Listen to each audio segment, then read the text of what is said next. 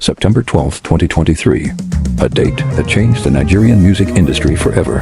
Ilerioluwa Aloba, known to millions as Mohbad, was pronounced dead at just 27 years old. Within hours, the internet didn't just mourn. It exploded. This wasn't just a sudden death. It was the spark that lit a fire under the Marleyan Empire and exposed a terrifying underbelly of the entertainment world. A young star, a light as his name implied, had gone out under circumstances so suspicious they brought thousands of people into the streets of Lagos. What really happened in the 48 hours leading up to his burial? Why was a national star buried in such haste in a grave that seemed too small for his frame? Was Mohbad a victim of a medical error or a casualty of a long-standing industry feud? To understand the end, we have to look at the beginning. Mohbad's rise was meteoric under Marleyan music. He was a Imole light.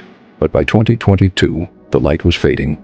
Mohbad went public, claiming he was being physically assaulted and bullied by his own label management for wanting to change his manager. He wasn't just complaining, he was terrified. He recorded videos showing bruises.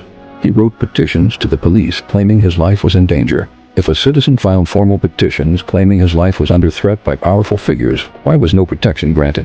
Why did the system fail him while he was still alive to ask for help? Let's look at the timeline. Sunday, a performance in Ikorodu, a reported altercation. Monday, Mohbad is said to be in pain.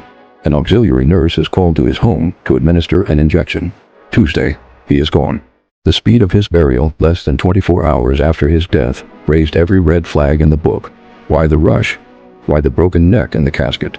The world watched in horror as videos emerged of his father explaining the quick burial, but the public wasn't buying it. The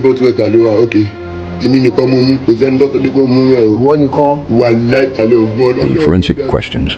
Who authorized an unlicensed nurse to treat a high-profile artist at home? What was in that final injection?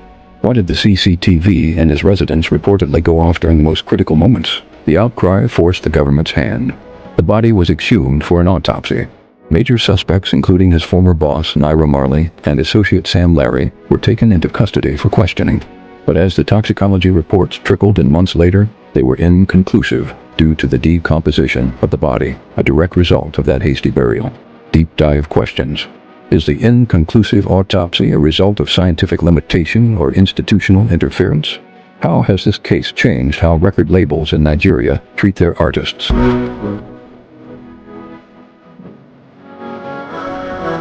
Mohbad's death did something no one expected. It united a fractured nation. It turned Imole from a stage name into a movement.